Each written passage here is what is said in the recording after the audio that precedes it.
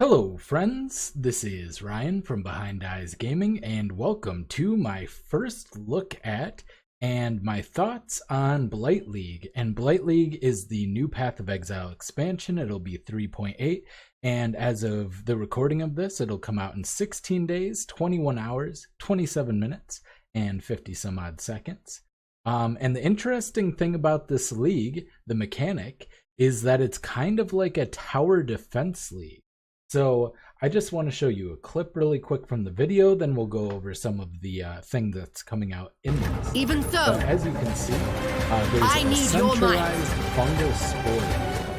And to the mighty, but there's a centralized fungal spore, kind of like an abyss, but rather than following along the trail that it gives, a bunch of tendrils, fungal tendrils, basically lanes, if you've ever played a tower defense game, come out of it. And you have to, minions will come down those lanes towards the centralized fungal spore, and you'll have to fight them off, and they're going to be exceptionally powerful, so you are going to have a hard time fighting them off alone. I'm sure some builds won't, but most builds probably will, and as a result, you'll have to build towers. And the towers look like they have like frost towers, fire towers, they all do different things. Maybe frost towers will slow them down, lightning towers will shock them, making them easier to kill. Fire ones will probably do a lot of damage and hit a bunch of them at once from the sounds of it. So lots of interesting stuff there. I think it's a pretty unique mechanic. Now, one of the concerns I have, and many other people may have, is that this particular mechanic might lead you to standing in one spot for a long period of time. Now, we've had mechanics similar to that, and as long as the reward is high enough, it's definitely worthwhile. For instance, breaches and Legion. Legion gave a lot of loot. You had to be in one centralized area. Granted, you could clear it much more quickly. This looks like that might not be the case, and that would be my biggest concern. But for each lane you successfully defend, there will be a treasure chest. They look very much like the Legion treasure chests, like they'll have specific loot depending on them at the end of them. And you'll get some other stuff like oils, which you can use to craft special I believe you'll get keystones from equipment, and I'll talk about that because that's going to be a really big deal. So first of all, they talk about the spreading blight. Its sister Cassia is trying to stop the spread of the mind-controlling blight by destroying fungal growths. When attacked, the blight commands infected monsters to defend it. The monsters mindlessly follow the blight's tendrils, so those will be the lanes. You can see little portals coming out here, and only attacking foes directly in their path. The infected are unusually tough, so you'll need to build defensive towers to exploit each monster's specific weakness. For each tendril lane you defend, a chest will appear with your rewards. So we can look at that. You can see that there's a bunch of different tendrils. You know, your fire, ice, lightning. I'm not sure what these do. Maybe these give buffs to you if you're near them, and you can increase their durability. It looks like there also might be building materials that you use, because we have this little 367 down here. And here is a built tower. It looks like a candlestick. You can build them at choke points, like this one will be able to hit both of these type thing. Probably if you've ever played a tower defense game, this might look pretty similar. So but you'll have to run around and build these, and this one only has the 2 lanes, so I wonder if the tendrils will depend on the monster level of the zone. The higher it is, the more there will be, and therefore the more rewards. That might be the case. Now, one of the additions you can get is to add an enchantment. So there will be new enchants, a couple of new enchants here, that'll give you increases to your tower's effects. So this one has chilling towers have 25% increased range, so that makes me think that'll be, you know, it'll chill them, it'll slow them. This one has your arc towers deal 50% increased damage. This one, your fireball towers fire an additional projectile. And if it functions like fireball, then the additional projectile will have an explosive radius, so that'll increase your damage even more and be able to hit more things.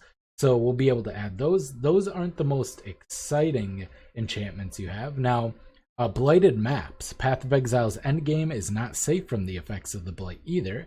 Find Blighted Maps, which contain gigantic Blight encounters with dozens of lanes and some of the League's most valuable rewards. So there will be League-specific uniques like there usually are.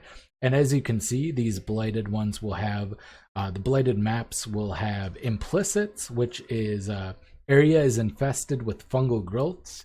Natural inhabitants of this area have been removed. So from the sounds of it, there will only be blights. There will be no other monsters. I think that's how I understand it. I don't know how pack size will affect that, but I guess we'll find out. But you can roll them just like any other maps, and it is implicit on the map. So seems pretty interesting. Now, the enchants. This is what I'm most interested in. So we already have enchants for gloves and boots and helmets.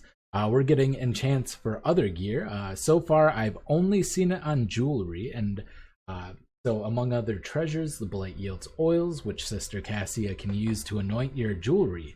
So it is only jewelry, but that's 3 enchants. Combine 2 oils to enchant a ring with a potential tower modifier.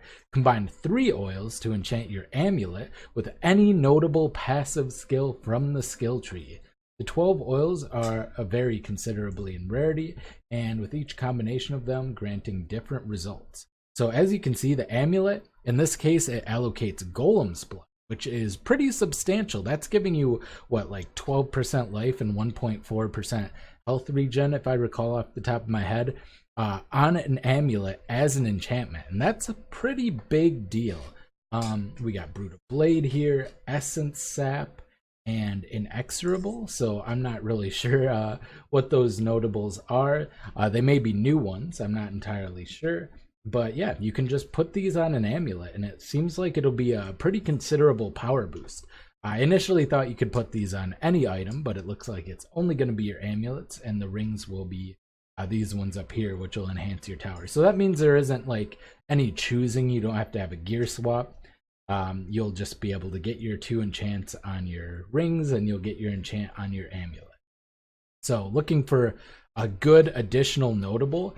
The interesting thing about this is you'll be able to get a notable that's on the opposite side of the tree from what you would normally get, and a lot of those notables are going to be really powerful, potentially game enabling, or potentially build enabling or build enhancing. Definitely build enhancing. For instance, you may get the -3 mana cost channeling, one that's up by the Witch as a Cyclone character, for instance, and all of a sudden your mana cost goes way down. That could be very good. Or if you are having trouble getting life, you might be able to get one like Golem's Blood. So that's pretty substantial, and I can't wait to do that. Anointable unique items. 4 of the unique items exclusive to the Blight League form an armor set that can also be anointed with notable passives. Combined with an anointed amulet, the wearer of the set can have up to 5 bonus notable passives active at once, unlocking countless new build possibilities. So all of a sudden, you can have 5 notables from the other side of the tree that you normally couldn't allocate in a certain build. We're talking possibly low life Righteous Fire, being able to get a ton of additional regen, all sorts of stuff like that. So in this case, we have allocates Heart and Soul, and it's able to give you all these additional effects. The Stampede, it gives you evasion and energy shields, stun and block recovery. Travel skills have 66% increased cooldown recovery speed, so that could be really nice with like Flame Dash. 39% increased mana regeneration while moving, and your movement speed is 150% of its base value. So if you're not stacking movement speed in other ways, I assume that sets your movement speed. That's basically a 50%. If you're only normally getting movement speed from your boots, that will set it at basically like 50% increased movement speed. That's pretty crazy. But the more crazy thing is the 5 additional notables. That could be very much now game or build enabling. Now, you can manage your master missions. This is also very exciting and something people have been asking for a long time in one way or another. You're no longer forced to run every master mission as soon as you encounter it, or required to run arbitrary maps to complete your dailies. Significantly more of your missions are now earned through map completion, and they can be run later by talking to the master in your hideout. Missions accumulate indefinitely, and you can run them whenever you have time, on whatever maps you choose. We have also improved Betrayal's rewards, made deeper depths easier to access and delve, and integrated Legion and boss fights from Synthesis into the core game. So we're getting we're getting Legion, which is great, and I'll talk about that probably a little bit more in the future. But we are getting some boss fights from Synthesis, which was the most interesting part. We might get the cool unique rings that, for instance, will reduce the mana reservation of Herald of Agony. That kind of thing was really nice and really cool, but I wasn't a big fan of Synthesis myself. So yeah, you can basically stack up, look, 102 Einhar missions, or 102 yellow Einhar beasts, maybe this means, I'm not really sure, or 102 Einhar missions in yellow maps it might be, since it's white, yellow, red. That might be the case. And yeah, you can just run them at will. I guess you talk to the master, then you pop in a map, and you are on your way. So if you don't want to delve right away, but you want to delve a bunch later on, save up a bunch of Nico missions and run them all in sequence, and then delve all day if you want. And having that option is something we've wanted for a very, very long time. So that's very cool. As you can see, there's some of the, there's Legion. So we get this nice little Legion. I'm not really sure how it's going to be implemented. I think they said it'll be roughly 10% of maps and not prior to maps, if I recall. So Legion will be in the end game, but that's great because that means more currency, access to potentially the timeless jewels in regular leagues. Really good. They are buffing the Necromancer. Summoners are one of the most popular playstyles in action RPGs. In Path of Exile Blight, we have significantly revamped many summoner mechanics and the Witch's Necromancer Ascendancy class. We have buffed the per gem level progression of many minion types, added new support gems that allow you to fine-tune minion behavior, revamped the Necromancer Ascendancy, introduced the Carrion Golem, added a high-level wand base type that can roll powerful minion mods, and have made many other changes. So new wand base that can roll minion mods. I don't know if that means it just rolls minion mods or what goes on there, but that's really cool, very interesting. A new golem, potential for golemancers. And yeah, my girlfriend's going to be very happy about this. She always likes to run summoners, and this is going to be pretty interesting. Now, one of my concerns is maybe summoners become a little bit too powerful. I know there's a lot of summon raging spirits and spectre builds that can just insta-gib elder, the uber elder that is, and that is a little bit, could be a little bit of a problem if they overbuff that. But bringing some of the other minions up to par would be really nice. Making golemancers potentially a little bit more powerful, making zombies and offensively viable, buffing skeletons so you don't have to add so much added damage to them. That could all be great. And here we have some pictures that are taking a little bit of time to load for some reason. There you go. I assume this is the Carrion Golem. He looks okay, there it is. Carrion Golem. Dangerous new golem minion that buffs and is buffed by your non-golem minions. So we have a minion golem, so you can do some hybridization there, and it looks amazing. I love the mantis arms, or it could potentially have been a bat wing. This could be a giant walking bat potentially, or it might be mantis arms. Got a little bit of scythe. Looks like it was probably wings with that there. Pretty spooky looking, and I'm a big fan of that. And then here we have it in action. It looks huge, which is great, and you have 12 zombies with it. So it looks like maybe it gets bigger the more minions you have. That might be the case. And here it is fighting the Phoenix. So I got some skeleton so pretty powerful. You can see it gives you a buff on the bar. That's pretty nice. Poison Assassin archetype. The Poison Assassin, once the most dominant playstyle in Path of Exile, is returning almost to its glory days, so they're not going to quite buff it up to where it was, but Blight adds a new poison-themed support gem and a suite of 5 potential new poison-themed skill gems, including Cobra Lash, which chains a poisoned projectile between your foes. The new elusive mechanic, supported by a new ascendancy notable, provides powerful defensive opportunities and a means to escape. That's really nice, giving Assassin a potential defensive mechanic, as it doesn't really have much of one. It does have a little bit of a defensive mechanic, but giving an additional defensive mechanic is really nice.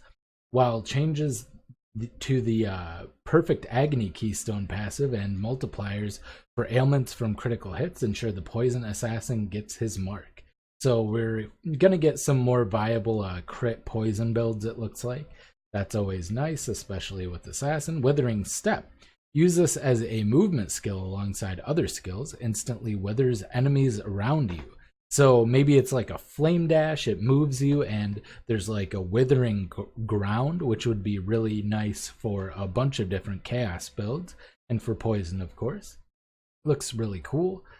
Then you have Cobra Lash. Cobra Lash throws out a weapon projectile that chains multiple times between enemies. So you can see him throwing a dagger here. So this is a potential ranged dagger skill that isn't Spectral Throw. And it looks like it's got a built-in chain, so that could be really nice. I might try that one out. I think that sounds really interesting. I'm going to have to see the specifics, but this may be my league starter. You might be seeing that already, but overall looks really cool. Looks like you have some sort of maybe... I'm not really sure what's going on here. It looks like you have some stars and there's some marks here. It's kind of hard to figure out exactly what's going on, but it looks like there's a new skill down here at least. So yeah, we'll have to see how that goes. The Mind Saboteur archetype, we often receive feedback that mines, though strong, felt clunky to use. In Blight, we have completely reworked mine mechanics from the ground up. Thrown to a location rather than placed at your feet, mines now deploy more quickly and detonate in sequence. So I don't know if that means you have to press the detonate button a bunch of times to get them to work, but mine skills now also reward you for detonating long sequences. New and reworked mine support gems, as well as mobile skitter bots, provide avenues for explosive power. All these additions are further enhanced by changes to the passive skill and saboteur ascendancy class. I didn't really like mines that much. I wonder if skitterbots will automatically deploy mines. Stormblast mine. This mine makes nearby enemies vulnerable to damage with increasingly powerful shockwaves when multiple are detonated in sequence. Okay, that sounds interesting. Summon skitterbots. These skittering companions boost your trap and mine damage, occasionally activating mines, then rearming them or triggering multiple traps. That sounds pretty cool. So you got a trapper pet that kind of automates some of the, or a trap and miner, of course, that kind of automates some of it. So that is, that's pretty interesting. I like that overall. And lastly, we get a little bit, looks like that might just be Fire Nova Mine, but it's kind of hard to tell. Actually, I don't think that is Fire Nova Mine. So that's a new fire mine, it looks like. And yeah, we'll have to see, unless they change that. Powerful new items alongside the oils, blighted maps, and new jewelry enchantments. Path of Exile Blight contains 18 new divination cards, 16 new skill and support gems, and 16 new unique items for you to discover. In addition, we've rebalanced 24 existing unique items, of which 6 have been received substantial overhauls. So first of all, we got a Legion Scarab, so we can farm Legion in a deterministic manner. If you want to buy these up, you can go ahead and get those and then start farming Legion encounters and going and getting some timeless jewels. That'll be cool. Cold Iron Point Enzymite Dagger. So this is an interesting dagger. So you have +3 level of all physical spell skill gems. All, not socketed, all. So that means you can have a 6-link chest, have 2 of these, and get +6 to level of the physical skill gems or spell gems. So that's like, you know, Blade Fall or Blade Vortex, that kind of thing. Lots of interesting stuff there potentially. Deal no elemental damage though, so you're going to get all the scaling from that. The gem levels might be worthwhile, might be worth looking into. Might fall to the side when you get to the idea of, you know, extra damage is elemental, extra physical damage is elemental, for instance. So might not work out quite as well as you'd hope, but still pretty cool. I like the idea. And in the beginning of the end game, it might be worthwhile if you're running a Blade Vortex or something along, because +3 to gem levels is like a decent amount of more damage. This one's kind of cool, Triad Grip.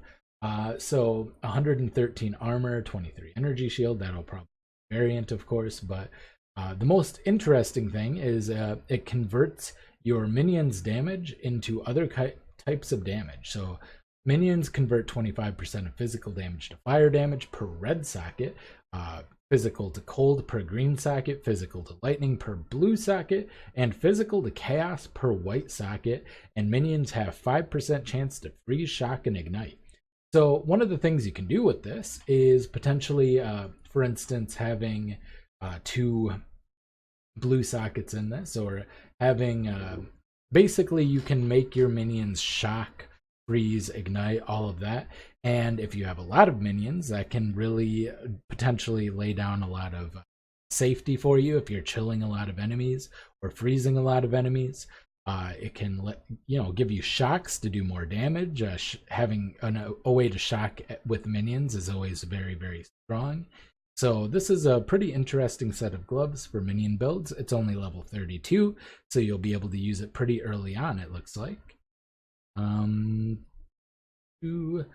Badge of the Brotherhood. 10% increased cooldown recovery of travel skills per frenzy charge. I assume that's movement skills, or unless they're separating movement and travel skills, I'm not really sure. 8% increased effective elusive per power charge. Not sure what elusive is. 23% chance to lose a frenzy charge when you use a travel skill. Oh wait, elusive is that thing they talked about with the new assassin. 24% chance to lose power charge when you gain elusive, and your maximum frenzy charges are equal to your maximum power charges. That last line is actually very, very interesting. So you can potentially, get your double void battery, 11 or whatever power charges, and also have 11 frenzy charges, which would give you a ton of more damage and cast speed. So this could actually be pretty crazy, potentially. And you get new divination card that gives faded unique items. That's really cool. And a level 100 Elder Bone Helmet, 4 out of 4. That could be very valuable as well, especially with Necromancer getting all those. And then we have the supporter pack. So that's pretty much it. That's all the information we have right now. I'm really excited for this league. I am a little hesitant to get too excited about it because the tower defense mechanic might feel a little bit clunky. We'll have to see when it plays out, but it looks really cool and I like a lot of the changes. So let me know what you think in the description below. This has been Ryan from Behind Eyes Gaming, and I will see you next time. Bye.